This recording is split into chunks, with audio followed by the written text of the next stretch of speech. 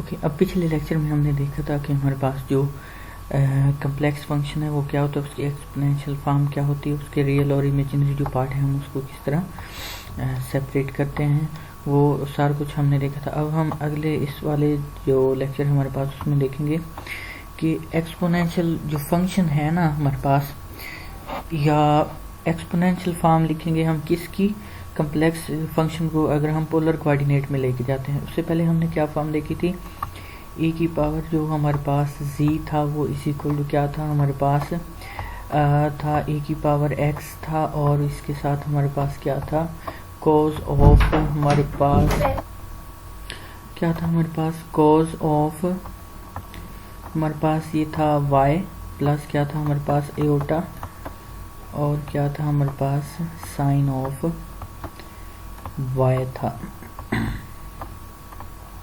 ठीक है, अब हम ना इस पोलर फॉर्म पे जब आते हैं ना तो हमारे पास ये क्या बनेगा, इसको हम देखते हैं। As pointed out in section 1.6 पीछे हमने देखा था exponential function enable us to express the polar form of the non zero complex number c is equal to, देखें सिंपली हमारे पास क्या होगा, कुछ भी इसमें मुश्किल नहीं। ये e की पावर z लिखा हुआ है ना, और इसी को जो z है हम क्या लिख सकते हैं, x प्लस आयोटा y लिख सकते हैं, x प्लस क्या हो गया आयोटा y लिख सकते हैं, और इसी की जो पोलर फॉर्म है वो हमारे पास क्या बनती थी उसको हम r उसमें फाइंड करते थे, और क्या फाइंड करते थे, एक थीटा फाइंड करते थे। अब देखें इसी फॉर्म को हम इस फॉर्म में लिख सकते हैं, जो देखें हमने z को देखा था, पोलर फॉर्म हमारे पास जो c की है वो क्या होती है, इस x प्लस आयोटा y की जो पोलर फॉर्म होती है r कोज ऑफ थीटा होता है प्लस आयोटा साइन थीटा, ये उसने लिखा है। ठीक है, तो जी देखें हमारे पास इसके इक्वल है ना। अब पीछे अभी हमने देखा था कि जो cos theta plus iota sine theta है ना, वो हमारे पास किसके इक्वल होता है, ये वाला कोस y प्लस आयोटा y, ये हमारे पास होता है e की पावर आयोटा y के इक्वल होता है। ठीक है, तो अगर इधर थीटा आ जाए तो इधर थीटा आ जाएगी, इधर भी एंगल हमारे पास क्या आ जाएगा, थीटा आ जाएगा। तो इस डेफिनेशन को अगर हम यूज़ करें ना तो हमारे पास जो इतना हिस्सा है वो किसके इक्वल हो जाएगा, e की पावर आयोटा, और ये क्या आ जाएगा मेरे पास, थीटा के इक्वल हो जाएगा ना। तो इसी चीज़ को इधर हम पुट करें तो असी इज इक्वल हमारे पास क्या हो जाएगा, r e की पावर हमारे पास क्या हो जाएगा, आयोटा थीटा हो जाएगा। वी कॉल फोर ये इक्वेशन जो हमारे पास बनी exponential form of complex number c, ये कम्प्लेक्स नंबर की क्या होगी, एक्सपोनेंशियल फॉर्म होगी। इसको एक्सपोनेंशियल पोलर फॉर्म भी कह सकते हैं। For example a polar form of complex number 3 iota is, अब देखें ये हमारे पास एक कम्प्लेक्स नंबर है, इसको अगर हम लिखें तो ये हमारे पास क्या होगा, 0 प्लस 3 आयोटा होगा। देखें इस फॉर्म में लिख दिया, फिर इसको हम इस वाली फॉर्म में कन्वर्ट करेंगे तो 3 आयोटा है, तो इसको जो पोलर फॉर्म में कन्वर्ट किया तो हमारे पास ये चीज़ आ गई ना।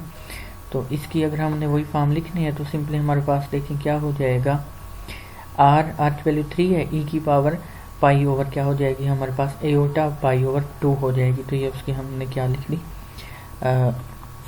कम्प्लेक्स पोलर फॉर्म लिख दी, एक्सपोनेंशियल फॉर्म। अब देखें थीटा हमारे पास क्या होता है, आर्गुमेंट होता है ऑफ c का।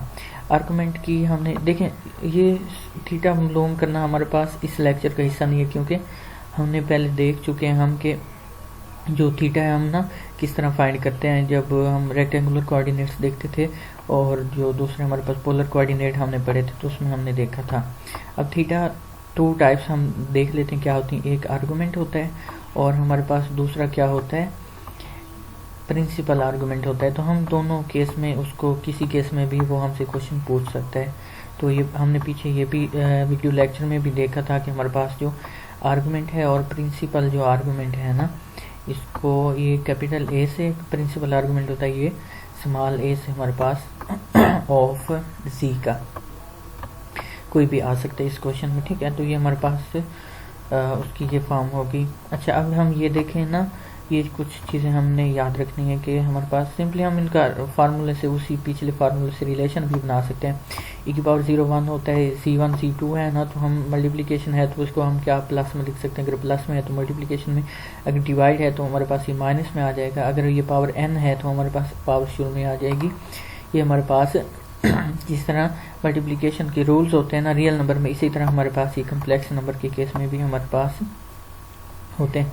अभी क्वेश्चन आ सकता है कि क्या ये जो कम्प्लेक्स एक्सपोनेंशियल फंक्शन है ना, ये फंक्शन पीरियोडिक हैं कि नहीं है। पीरियोडिक फंक्शन क्या होता है, जो अपनी वैल्यू को क्या करता है, रिपीट करता है। जिस तरह मेरे पास ये साइन थीटा है, ये ट्रिग्नोमेट्रिक सारे के सारे फंक्शन पीरियोडिक होते हैं। ये साइन थीटा जो है ना, ये इसका पीरियड अगर मैं देखूं तो पीरियड वो वैल्यू होती है जिसके बाद वो फंक्शन दोबारा उसी वैल्यू पे आ जाता है जिस पे पहले होता है। मतलब पहले रिपीट करता है वैल्यू का मतलब ये है कि पहले 1 थी तो 2 पाई के बाद भी उसकी वैल्यू क्या हो जाएगी, 1 हो जाएगी। अब साइन जो है इसका पीरियड हमारे पास क्या होता है, अगर मैं लिखता हूँ ना थीटा प्लस 2 पाई, इसका मतलब हमारे पास इसका जवाब क्या हो जाएगा, 2 पाई इसका पीरियड है ना, तो ये 2 पाई के बाद हमारे पास इसका जवाब क्या आ जाएगा, साइन ऑफ हमारे पास थीटा ही आ जाएगा। तो ये हमारे पास सिंपली उसका एक्सप्रेशन था कि हम उसको इस फॉर्म में जो है किस तरह उसको डिस्क्राइब करेंगे। ठीक हो गया। अभी इसी तरह हम इस चीज़ को भी देखते हैं। ये हमारे पास ट्रिग्नोमेट्रिक फंक्शन पीरियोडिक होते हैं। साइन का पीरियड 2 पाई होता है, कोस का 2 पाई होता है।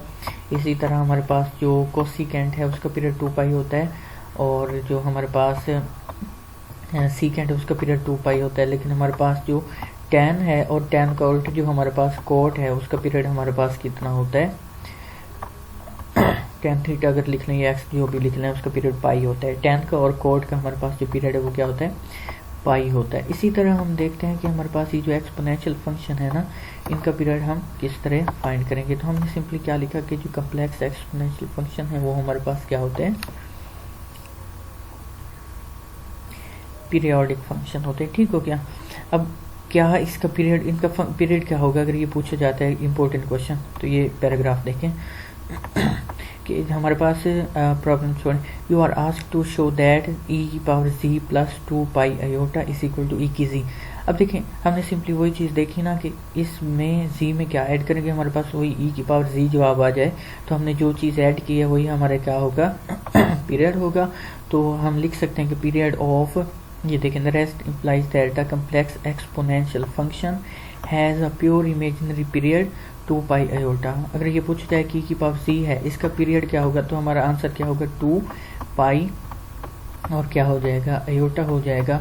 और अगर ये पूछा जाता है क्वेश्चन, दूसरी टाइप ये हो सकती है कि वो पूछता है कि 2 ई की पावर सी का जो पीरियड है वो रियल है या जी है, तो हम क्या बोलेंगे, प्योर इमेजिनरी हमारे पास नंबर है। देखें इसके साथ आयोटा आ रहा है ना, और रियल पार्ट इसमें 0 है ना, तो इसका मतलब ये क्या हो गया, हमारे पास प्योर इमेजिनरी नंबर है। तो जो ई की पावर सी है एक्सपोनेंशियल फंक्शन, उसका क्या है, हमारे पास जो पीरियड है वो क्या होगा, 2 पाई आयोटा होगा।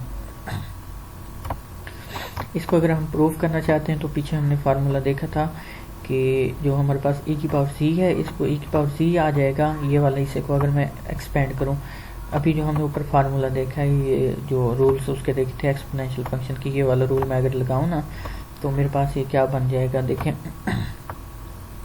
ई की पावर सी बनेगा और ई की पावर 2 पाई और क्या बन जाएगा, मेरे पास एयोटा बन जाएगा। अब जब मैं इसको ओपन करता हूँ ना इतने वाले हिस्से को, तो ये मेरे पास क्या होता है, ई की पावर सी शुरू में ऐसे ही आ गया, और ये मेरे पास क्या आ जाएगा, कोस ऑफ 2 पाई आ जाएगा, और इसी तरह मेरे पास क्या आ जाएगा, प्लस आ जाएगा, एयोटा आ जाएगा, और ये क्या आ जाएगा, साइन आ जाएगा, और ये हमारे पास क्या आ जाएगा, 2 पाई आ जाएगा।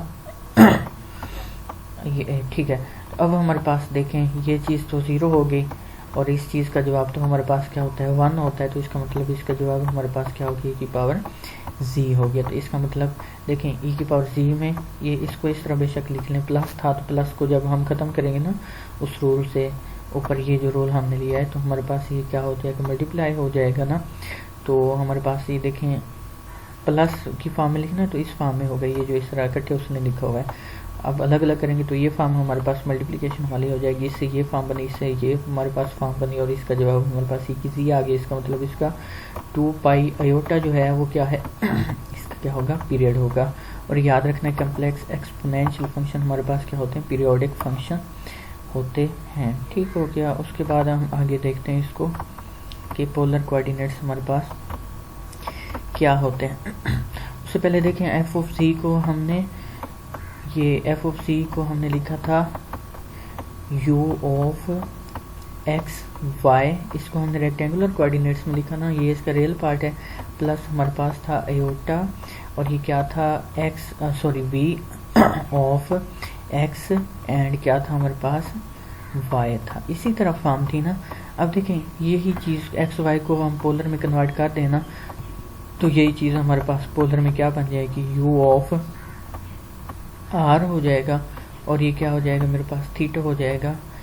इसी तरह मेरे पास क्या हो जाएगा प्लस अयोटा हो जाएगा और ये क्या हो जाएगा मेरे पास v ऑफ क्या हो जाएगा x, ये और y जो है इसकी जगह पे हमने क्या लिख दिया r और क्या लिख दिया हमने थीटा लिख दिया। तो ये इसका हमारे पास क्या हो गया एफ ऑफ सी को अगर हमने ऐसे डिस्क्राइब करना है किस फॉर्म में, जो पोलर फॉर्म है उसमें डिस्क्राइब करना है तो हमारे पास ये इसके इक्वल हो गया। ठीक है, सिंपल हमारे पास ये कंसेप्ट है। आगे हम उसके एग्जांपल से इसको देख सकते हैं कि हमारे पास अगर c की पावर 2 आ जाए ना तो सिंपली अब देखें इधर हमने कौन सा फार्मूला लगाया, हमने डी मोवियर फार्मूला या डी मोवियर थ्योरम पढ़ा था उसको हमने लगा दिया। c को पहले सिंपली कैलकुलेट कर लिया, इसको 2 को छोड़ें अभी बेशक वो कैलकुलेट कर लिया। अब देखें इसके ऊपर पावर 2 थी, ये 2। अब डी मोवियर फार्मूला क्या बताता है कि r के ऊपर पावर 2 आ जाएगी और जो अंदर थीटा है ना वो क्या हो जाएगा हमारे पास डबल हो जाएगा। तो इसी चीज़ को हमने अप्लाई किया तो हमारे पास ये चीज़ बन जाएगी। ठीक है, अब इसी में से अगर ये हमने निकाल लिया ना, देखें ये उसका रियल पार्ट हो जाएगा और ये इसका क्या हो जाएगा इमेजिनरी पार्ट हो जाएगा। तो ये हमारे पास कंसेप्ट था। कम्प्लेक्स फंक्शन हमारे पास क्या होती हैं, इसकी आप जो एक्सरसाइज है उसमें से जो क्वेश्चन रिलेटिव होंगे उसको कर लेंगे।